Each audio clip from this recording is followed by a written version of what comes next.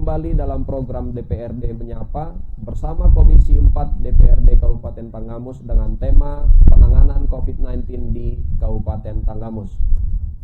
Pandemi memang telah menghambat banyak program pembangunan, banyak pelayanan publik yang seharusnya diberikan pemerintah bagi masyarakat terhambat gara-gara sebagian besar potensi daerah difokuskan untuk penanganan pandemi.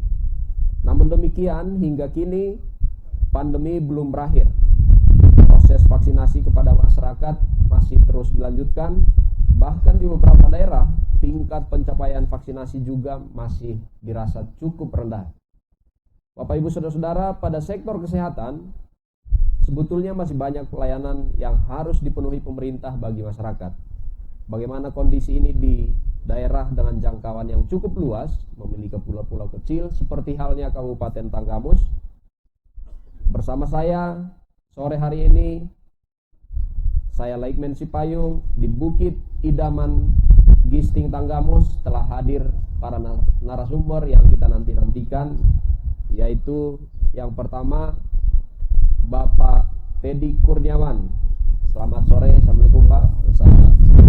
Beliau Wakil Ketua 2 DPRD Kabupaten Tanggamus.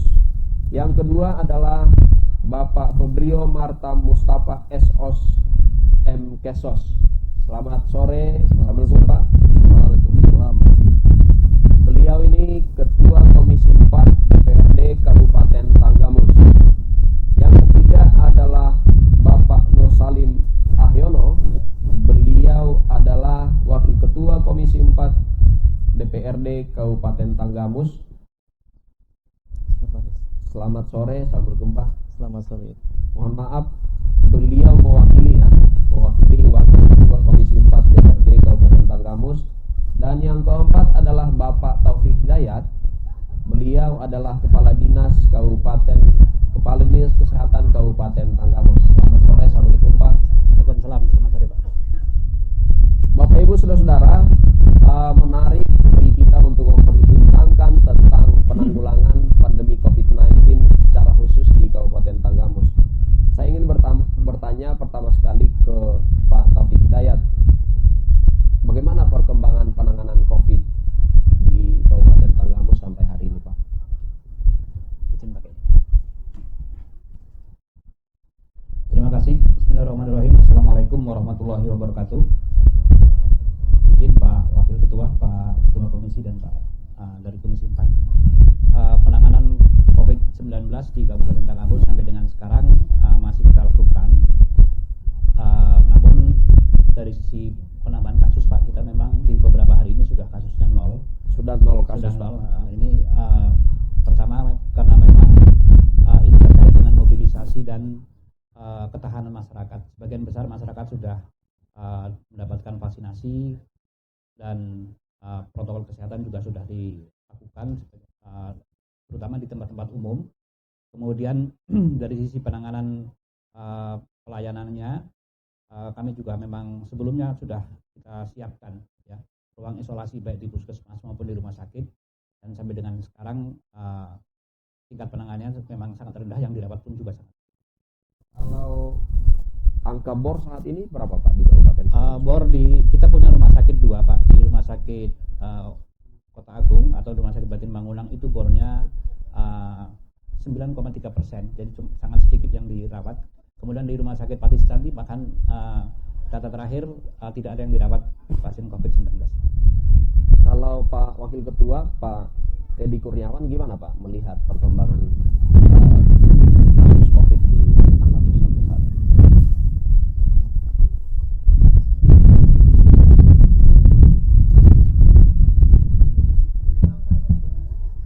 Ya, bismillahirrahmanirrahim. Assalamualaikum warahmatullahi wabarakatuh. Kita melihat tadi disampaikan oleh Pak Kadis, alhamdulillah Kabupaten Tanggamus yang sempat kemarin tinggi, tapi sekarang sudah nol penambahan kasus COVID-19. Jadi penanganannya cukup baik. Kita juga bekerja sama dengan pihak-pihak lain, TNI Polri, semua kita bekerja sama karena ini adalah wabah pandemi yang tentu menjadi musibah kita semua. Jadi tidak bisa pemerintah daerah saja atau DPR saja, tapi semua ini semua pihak membantu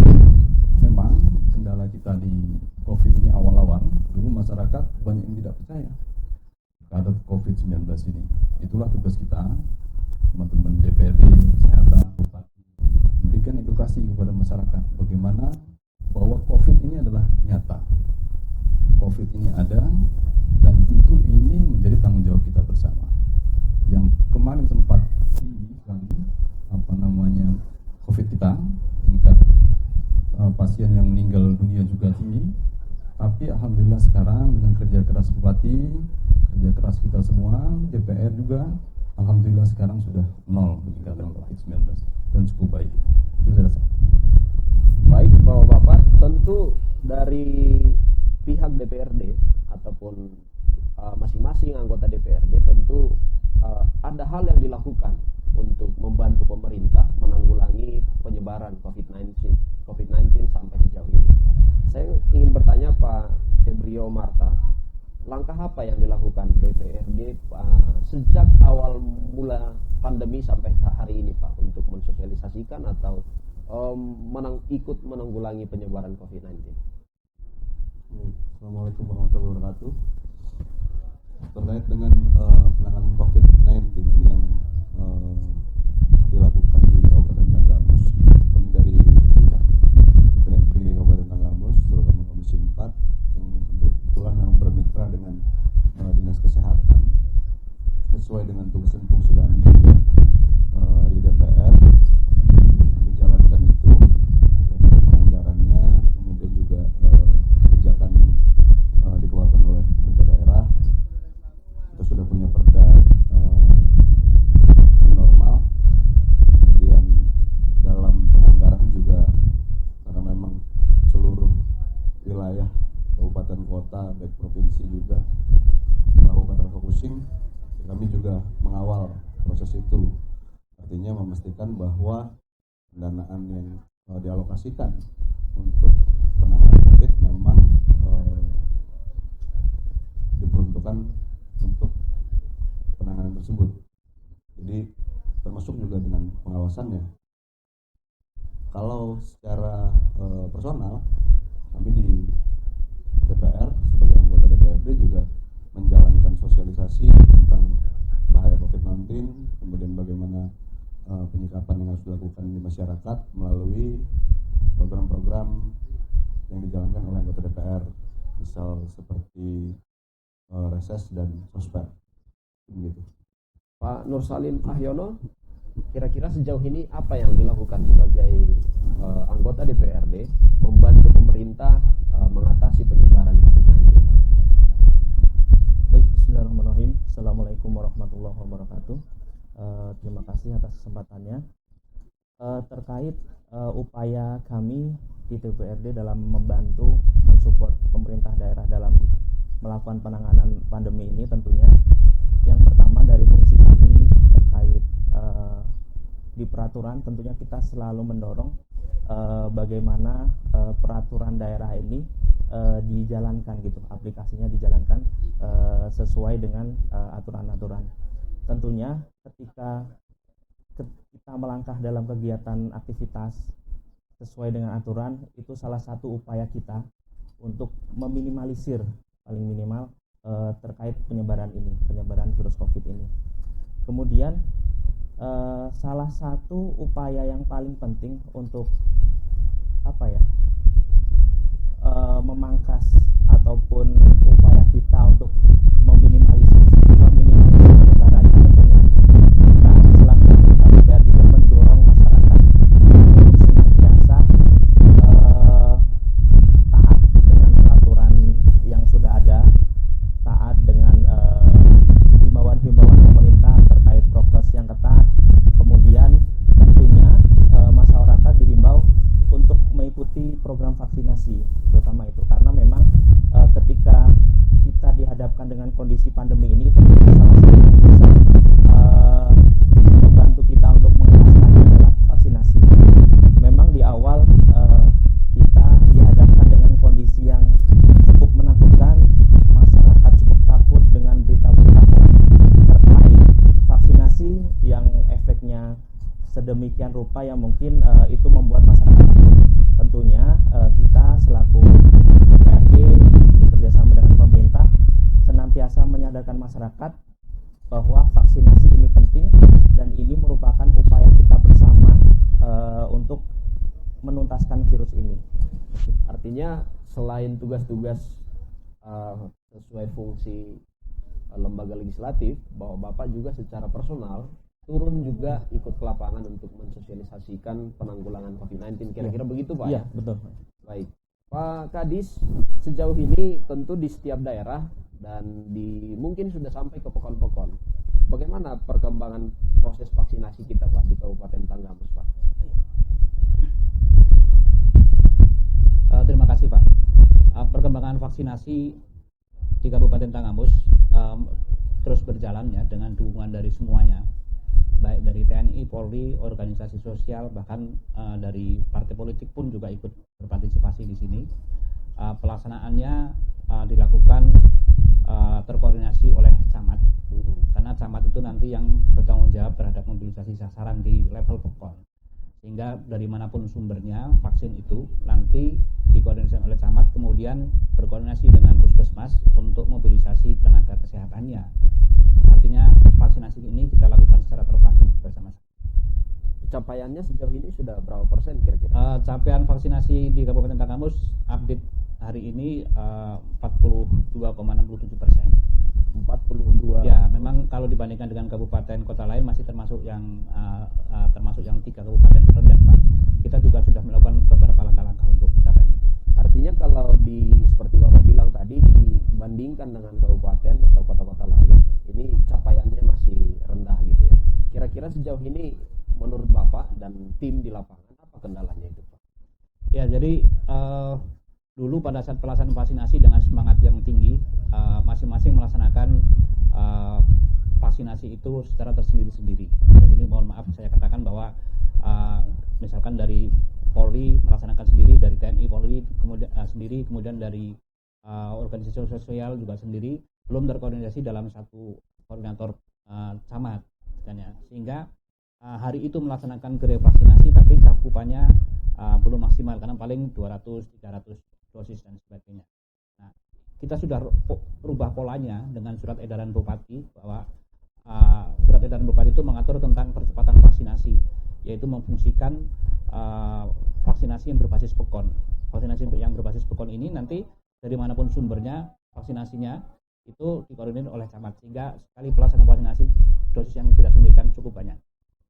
Kalau Pak Teddy Kurniawan gimana Pak melihat capaian yang masih rendah dalam Pertama, tadi saya sampaikan di awal bahwa kalau yang pertama dulu kita turun ke masyarakat memberikan vaksinasi kita, susah sekali. Susah. Masyarakat yang vaksin itu masih relatif susah kita cari. Sedikit yang mau. Iya, sedikit yang mau. Jadi COVID aja nggak percaya, apalagi yang di daerah-daerah pedalaman itu COVID nggak percaya, apalagi mau divaksin.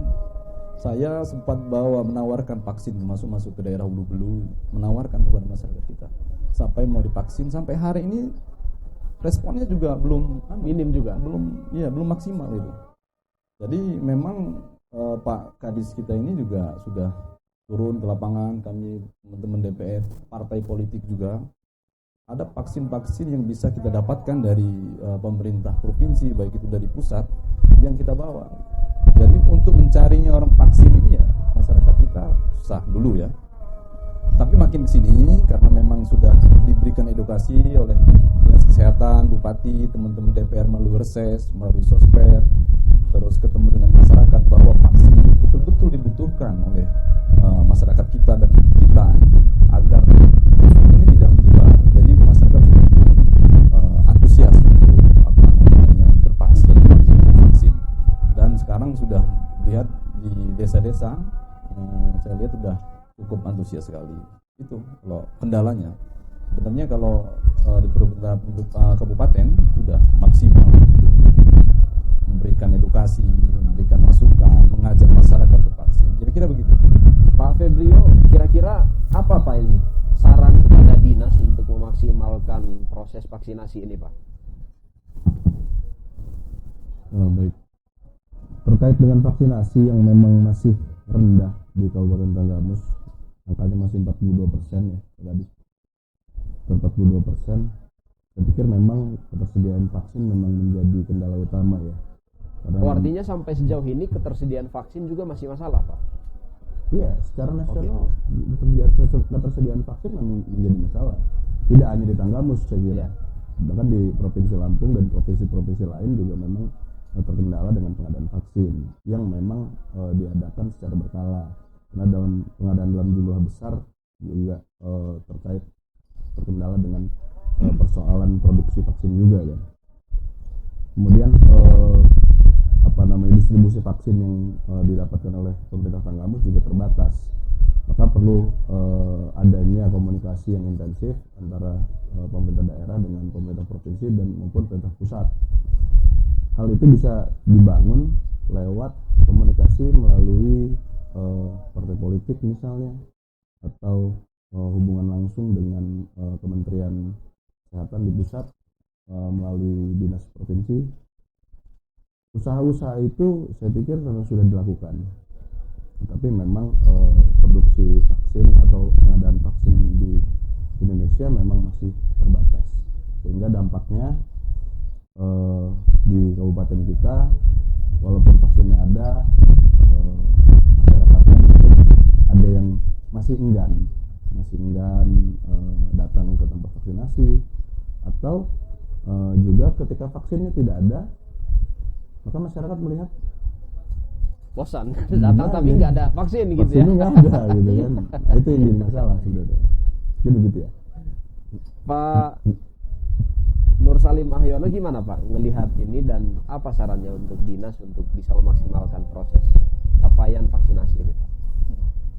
Baik, tentunya kami selaku anggota DPRD terus memberikan saran, mendorong dinas kesehatan untuk kalau ini terkait ketersediaan vaksin ini cukup rendah di kabupaten kita, tentunya harapannya pemerintah daerah lebih aktif lagi ya.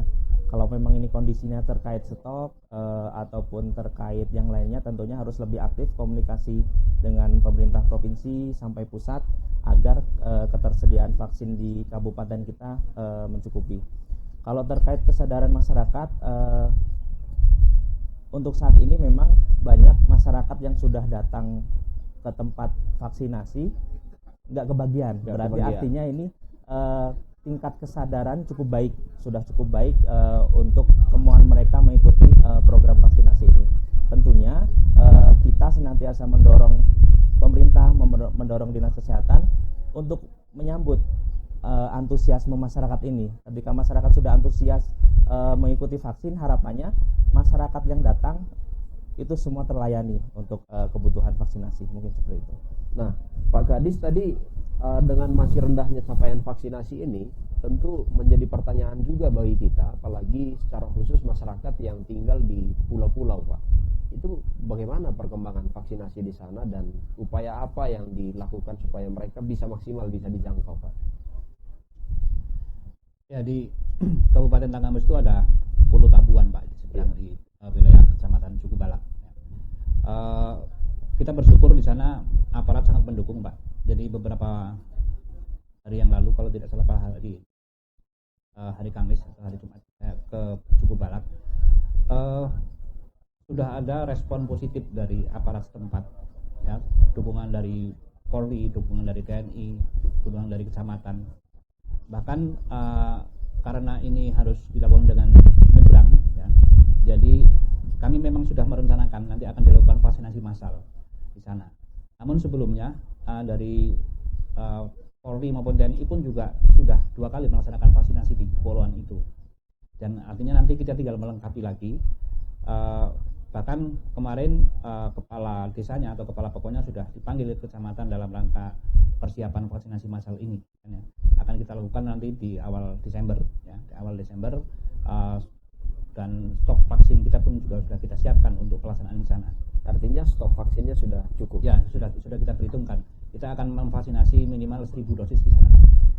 Lalu secara praktis, Pak, secara teknis dia, kan dalam proses vaksinasi itu ada input data ke aplikasi Piker ya namanya. Ya, betul. Nah, di sana apakah fasilitas jaringan internet bisa tersedia itu Pak, atau bagaimana? Nah, jadi memang harus disiasati Pak.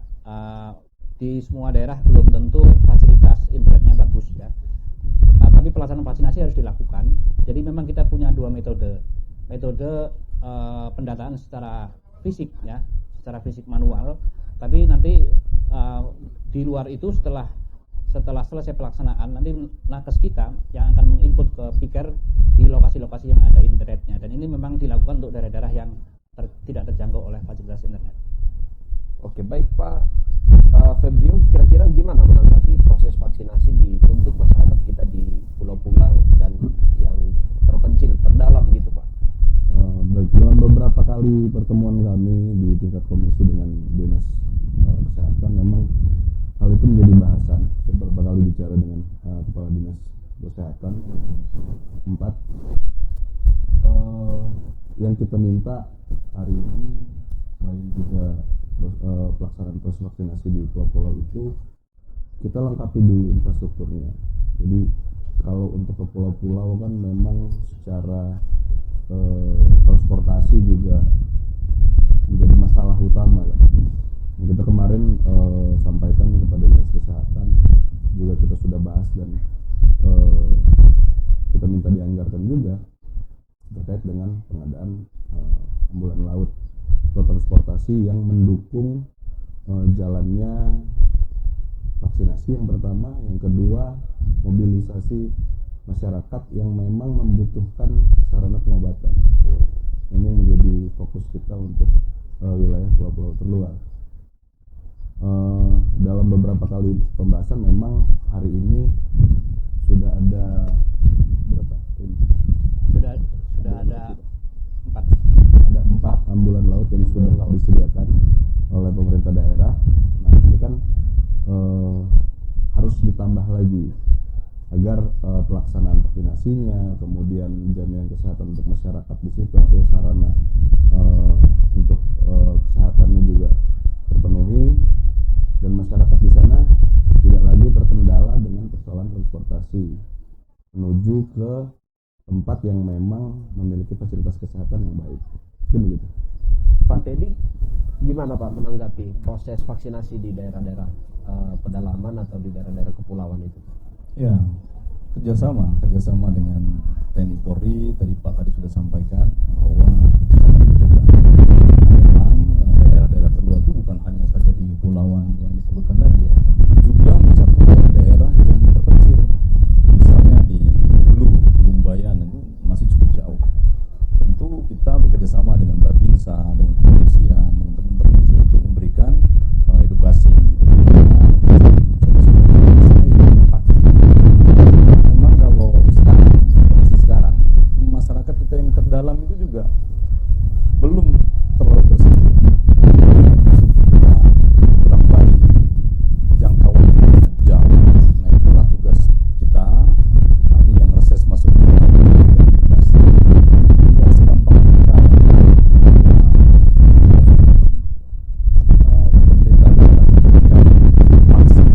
vaksinnya di masyarakat tidak mau, juga susah. Tapi alhamdulillah sekarang sudah berjalan baik, 45%. Kalau dibanding kita mau vaksinnya ada orang yang belum lagi di luar vaksin ada yang apa betul, itu harus nggak bisa kita tutup. Terus vaksin ada yang bawa ke rumah sakit lagi. Yeah.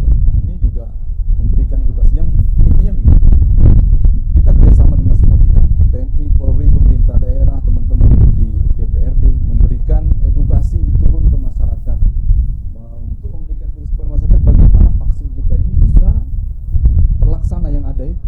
Kalau sekarang Pak Kadis, alhamdulillah kalau vaksinnya dulu vaksinnya yang nggak ada, kita minta ajukan surat ke provinsi, partai politik minta, alhamdulillah sekarang udah mulai lancar vaksinnya. Ada vaksin yang kita berikan kepada masyarakat itu. Kalau dulu nggak ada vaksin, dan itulah yang kami sampaikan ke pemerintah daerah dan provinsi untuk menyediakan vaksin untuk masyarakat kita. Jadi 2 kendala kita. Setelah dulu vaksinnya tidak ada, masyarakatnya tidak percaya, tapi sekarang masyarakat percaya vaksinnya tinggal daerah terluar. Kalau daerah dalam di sekitar Talang Padang, Bagum itu sudah mulai Ini ya.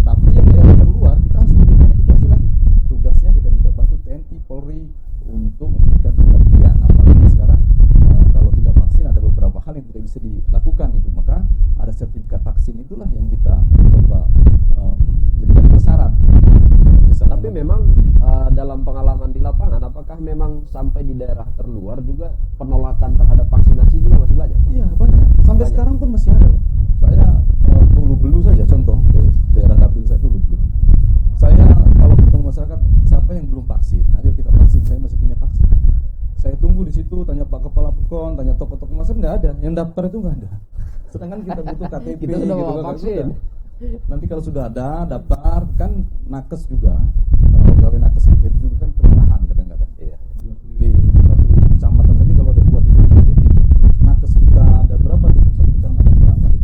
10 orang misalnya. Ya, 10 orang. Bayangkan kalau kita vaksin di satu kecamatan itu 1000 saja, divaksin oleh 10 orang, itu dari pagi bisa sampai malam. Malam.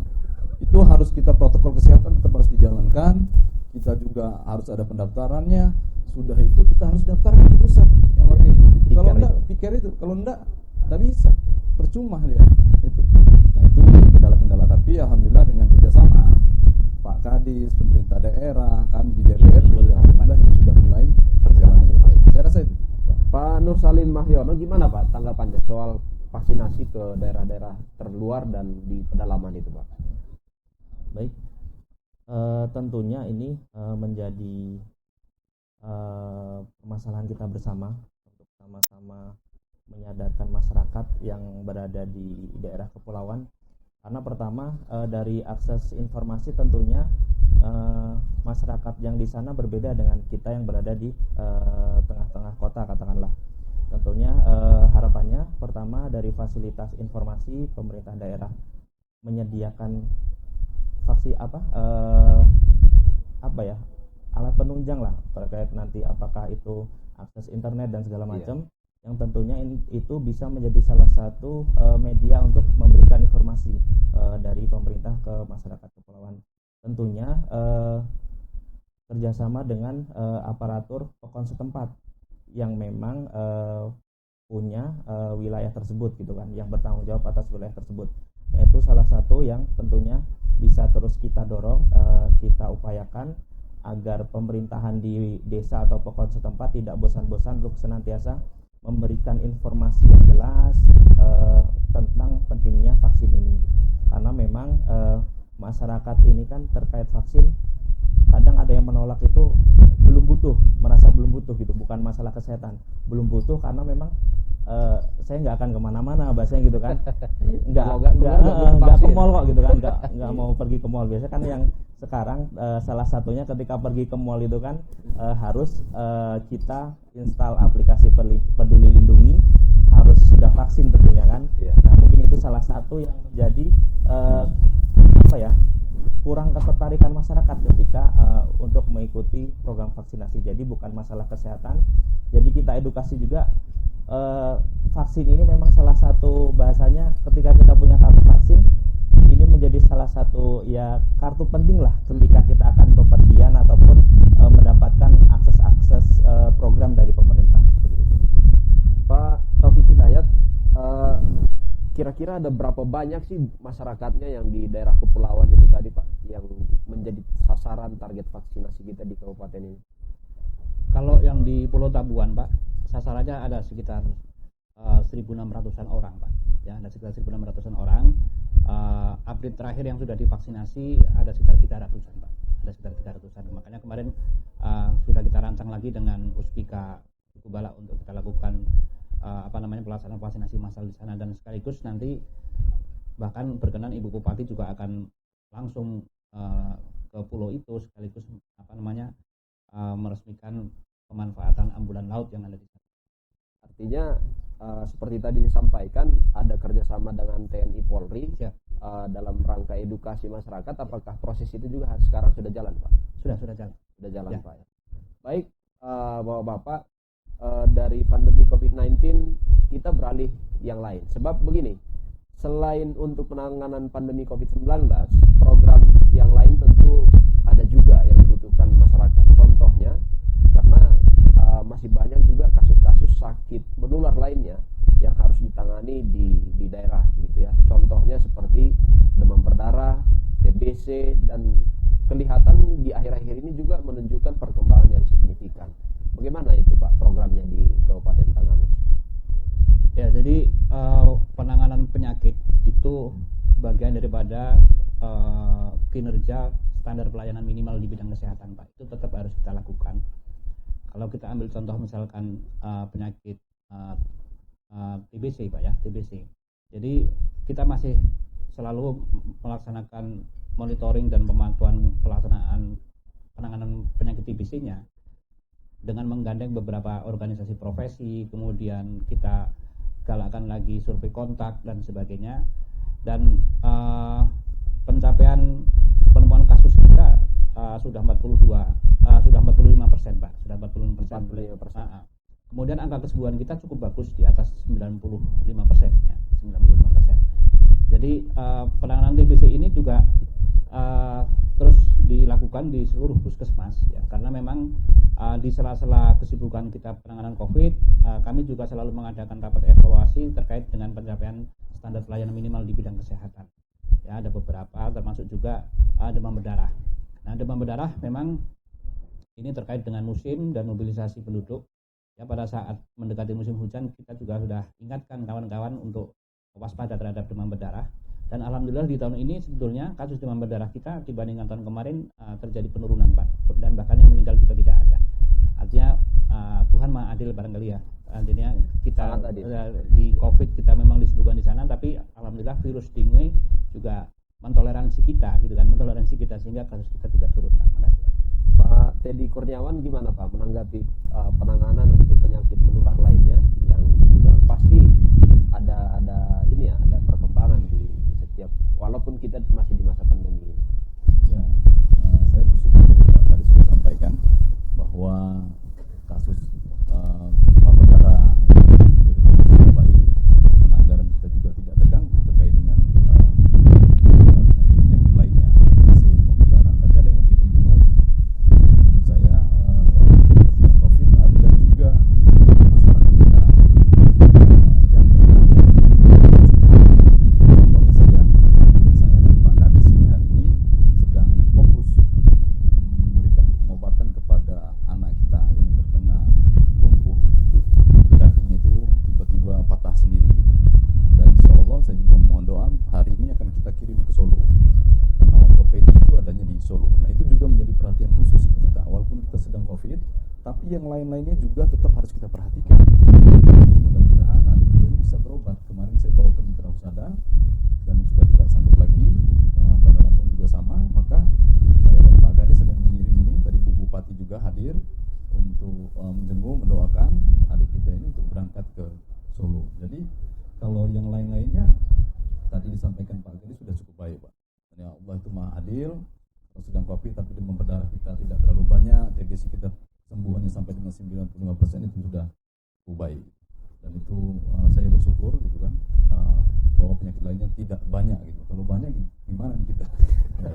Tapi saya dan Pak Kadis juga terima kasih dengan Pak Kadis bahwa kita dengan yang COVID kita fokus, tapi dengan penyakit-penyakit lainnya alhamdulillah juga Pak Kadis membantu kami untuk berkoordinasi di tingkat desa, terus dikirim ke rumah sakit itu harus sesuai urutannya, dari puskes ke rumah sakit dulu, puskes rumah sakit nggak mampu, harus kita kirim ke lebih rumah sakit yang lebih bagus dan baik untuk penanganan penyakit seperti itu. Itu Pak Kadis, saya juga terima kasih. Pak Febrio Marta Mustafa gimana Pak menanggapi penanganan penyakit lain selain pandemi selain COVID di masa pandemi? Saya kira memang menjadi tanggung jawab kita bersama ya, pemerintah daerah baik legislatif maupun eksekutif, memastikan bahwa masyarakat Tanggamus terjaga dan terlindungi baik dari pandemi maupun dari penyakit-penyakit lain. Saya kira selama ini kerja dari pemerintah daerah, terutama dinas kesehatan, sudah cukup baik. Tadi Pak Teddy juga sudah sampaikan ada koordinasi yang baik dan ada komunikasi yang aktif antara legislatif dengan eksekutif, terutama dalam penanganan masalah-masalah terkait kesehatan yang memang urgent. Seperti tadi disampaikan, ada anak yang memang kondisinya harus segera ditangani, Dinas Kesehatan dengan cepat bergerak, kami dari legislatif juga cepat untuk menangani hal tersebut, tidak hanya di wilayah Dapil saya kira, tapi di seluruh wilayah Tanggamus kita akan selalu berkoordinasi baik dari DPRD maupun juga dari Dinas Kesehatan. Bupati juga sudah langsung melakukan kunjungan ke anak tersebut. Nah, ini kan contoh bahwa perlu koordinasi yang baik dan komunikasi yang aktif antara berbagai pihak untuk menangani setiap persoalan yang berkaitan dengan kesehatan di masyarakat. Kalau komunikasi dan koordinasinya tidak berjalan dengan baik, saya kira tidak akan terjadi, tidak akan tercapai penanganan yang maksimal. Tetapi hari ini kita buktikan bahwa koordinasi dan komunikasi itu menghasilkan sebuah upaya yang maksimal bagi setiap warga Tanggamus yang memiliki keluhan atau permasalahan di bidang kesehatan. Ini begitu. Pak Nur Salim Mahyono, gimana Pak melihat penanganan penyakit lain selain COVID-19 di masa pandemi? Baik, tentunya ini memang tantangan besar ya bagi Dinas Kesehatan dalam membawahi rumah sakit, puskesmas, karena memang di kondisi pandemi ini tentunya terkait penyakit yang lain ya tetap ada gitu, tetap ada. Tapi tadi Pak Kadis sampaikan, alhamdulillah ketika wabah-wabah yang memang itu masuk kategori yang berat seperti demam berdarah, ya kasusnya bahkan cenderung menurun. Kita bersyukur atas itu. Tentunya apresiasi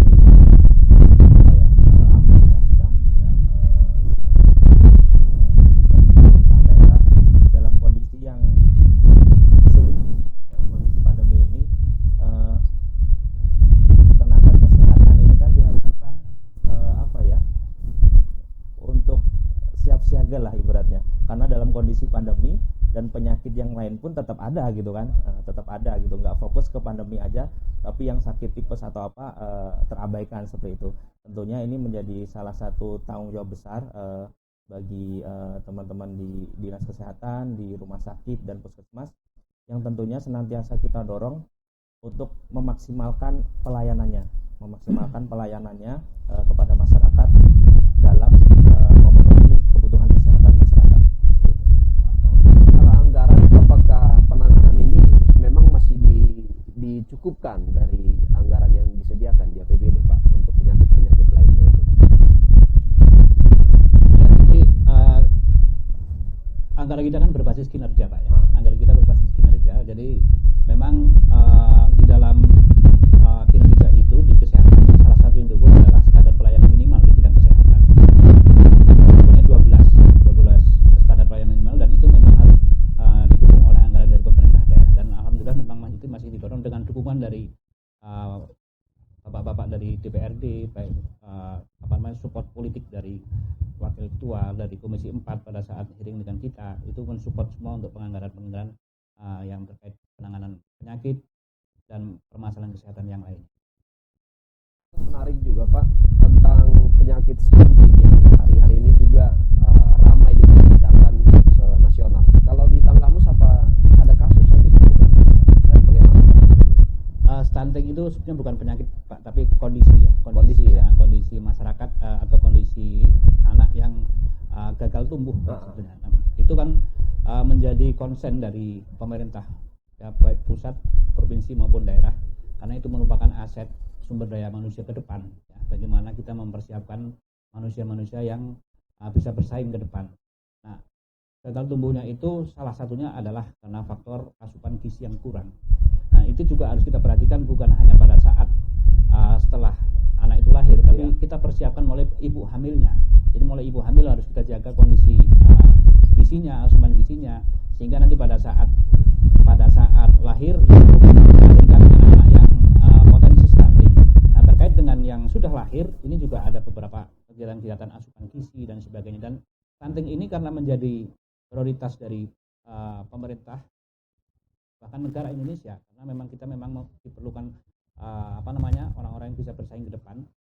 Ini yang menjadi koordinatornya adalah kepala Bapelitbangda, kepala Bapeda lah, kepala Bapeda. Jadi mengkoordinasikan dengan semua OPD, ya kan.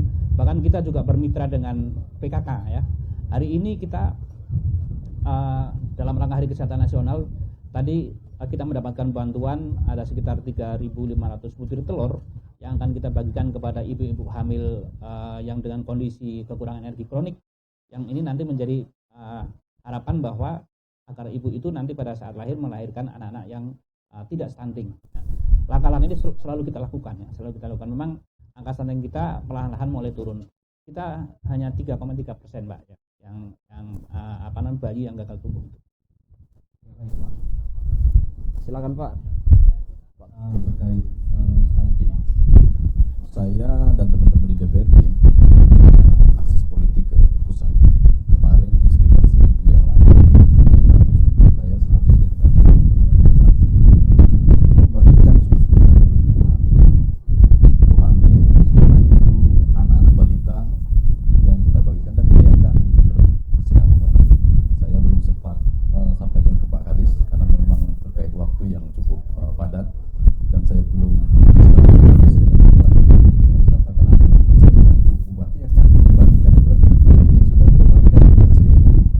untuk anak-anak balita yang hamil sekitar 500-an, dan itu masih banyak sekali.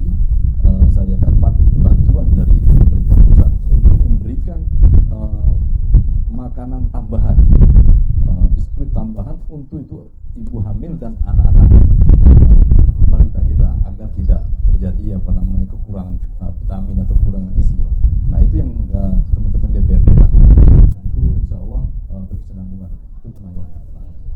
Baik, Pak Febrio Marta, tentu di dalam proses refocusing anggaran pada tahun ini dan tahun-tahun kemarin, ada program yang kemudian mungkin diabaikan atau bahkan dibatalkan sama sekali karena kondisi pandemi. Dan menurut Bapak, barangkali ada program yang harus menjadi perhatian serius untuk bisa kita laksanakan di bidang kesehatan di tahun 2022, melihat kondisi pandemi ini kelihatannya sudah semakin melandai gitu Pak. Baik, saya sambung saja pembahasannya dengan persoalan tentang kesehatan anak tadi ya, karena menurut saya secara pribadi dan mungkin kita sepakat juga bahwa memastikan bahwa anak-anak kita dalam kondisi yang sehat tentu harus juga menjadi agenda yang utama dari berjalannya sebuah pemerintahan. Kalau tadi kita bicara soal stunting, artinya kita bicara soal gizi buruk. Kita bicara soal gizi buruk, artinya dengan didaulatnya Tanggamus sebagai salah satu kabupaten yang layak anak, ada dua hal yang saya garis bawahi di sini. Yang pertama, kami di DPRD juga komunikasi dengan pemerintah daerah. Kami berharap nanti, karena kita sudah masukkan juga di Prolegda, kita akan ada layak anak, sehingga program layak anak di Kabupaten Tanggamus bisa berjalan. Saya sepakat tadi dengan Pak Teddy yang sudah membagikan susu untuk ibu-ibu hamil. Itu juga bagian dari program tersebut, bahwa Tanggamus harus menjadi kabupaten yang layak anak, mulai dari ibu-ibu hamil, kemudian bayi dan balita, itu sudah memang harus dipastikan kesejahteraan, kesehatannya, sehingga di kemudian hari kasus-kasus seperti stunting, fenomena stunting ini tidak lagi terjadi dan angkanya bisa tereduksi. Karena yang menjadi persoalan, kalau tadi Pak Kadis bicara tentang gizi buruk dan ada program membagikan telur, itu masalah utama di kita. Jadi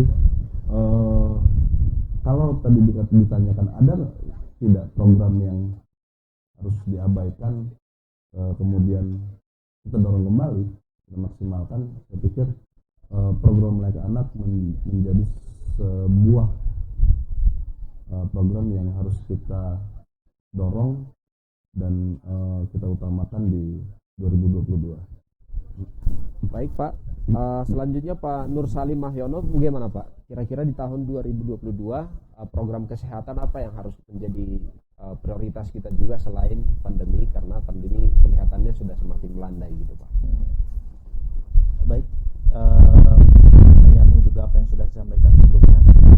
Memang kesehatan ini menjadi dasar setiap manusia, masyarakat untuk menjalankan aktivitas. Ini menjadi kebutuhan dasar. Ketika kita sudah memastikan sehat, tentunya aktivitas-aktivitas lain baik secara ekonomi, pariwisata, kemudian kebudayaan, tentunya ini dapat dilaksanakan seperti itu. Nah, ini menjadi upaya kita bersama untuk senantiasa mengupayakan masyarakat senantiasa sehat, baik dari anak-anak kita dan tentunya nanti menjadi penerus kita dalam membangun kabupaten kita ini, membangun negeri ini.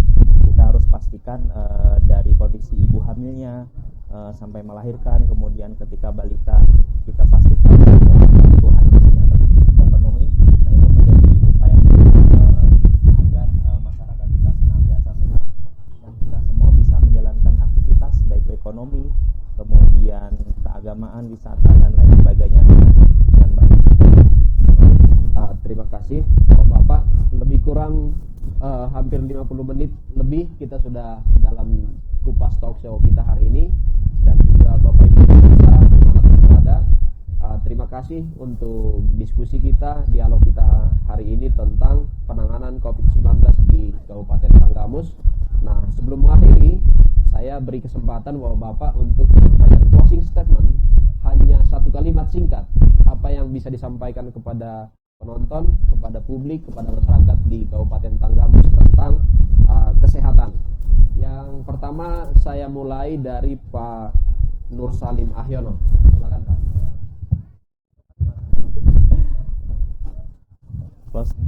Untuk kalimat, mari tetap jaga kesehatan dan protokol kesehatan agar kita semua aman dalam menjalankan semua aktivitas. Pak Marta Mustafa, silakan Pak. Komunikasi yang baik akan menghasilkan kinerja yang baik. Maka saya berharap ke depan komunikasi antara legislatif dan eksekutif tetap bisa berjalan dengan baik agar Tanggamus dapat membangun ke depan dengan lebih baik. Pak Taufik Hidayat Pak. Yang paling utama dalam kesehatan adalah menjaga kesehatan dari dirinya sendiri, keluarga, dan orang-orang di sekitar kita agar kita bisa bertahan di dalam menuju kesejahteraan masyarakat. Dan sebagai penutup Pak Teddy Kurniawan, Wakil Ketua 2 DPRD Tanggamus, silakan Pak. Olahraga tetap protokol kesehatan. Luar biasa. Terima kasih Bapak Ibu, saudara-saudara. Kita beri aplaus untuk para narasumber kita sore hari ini. Talk show kita hari ini telah berakhir. Terima kasih, semoga bermanfaat untuk kita semua, bermanfaat untuk pemerintah dan juga lembaga legislatif maupun eksekutif di Kabupaten Tanggamus. Demikian saya akhiri. Assalamualaikum warahmatullahi wabarakatuh.